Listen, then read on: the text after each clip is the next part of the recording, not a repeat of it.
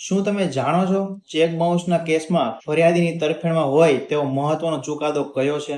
નમસ્કાર મિત્રો, આજે આપણે વાત કરીશું રણગપ્પા વર્સિસ શ્રી મોહન કેસ વિશે. સુપ્રીમ કોર્ટ દ્વારા આ ચુકાદાનું જજમેન્ટ આપી મહત્વનો સિદ્ધાંત પ્રસ્થાપિત કરવામાં આવેલ છે. નામદાર સુપ્રીમ કોર્ટે એવું કહ્યું કે જો આરોપીએ પોતાની સહી કરીને ચેક આપેલો હોય તેવું સ્વીકારવામાં આવે તો કાયદા મુજબ એવી ધારણા કરી લેવાની હોય છે ચેક કાયદેસરનું દેવું અથવા જવાબદારી ચૂકવવા માટે આપવામાં આવેલો હતો. એટલે શરૂઆતમાં ફરિયાદીને સાબિત કરવાની જરૂર નથી કે પૈસા ખરેખર આપેલા હતા કે કેમ.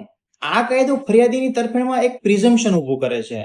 હવે કેસની જવાબદારી આરોપી ઉપર આવે છે કે તેણે નામદાર કોર્ટમાં વિશ્વસનીય પુરાવા રજૂ કરી તેવું સાબિત કરવું પડે છે કે કેસ કાયદેસરના દેવા માટે આપવામાં આવેલો નથી. મેં પૈસા લીધા નથી અથવા તો ચેક સિક્યુરિટી માટે આપેલો હતો, આટલું કહી દેવું એ નામદાર કોર્ટમાં પૂરતું નથી. આના માટે નામદાર કોર્ટ સમક્ષ તમારી દલીલોને સંબંધિત પુરાવા પણ રજૂ કરવાની ફરજ પડે છે.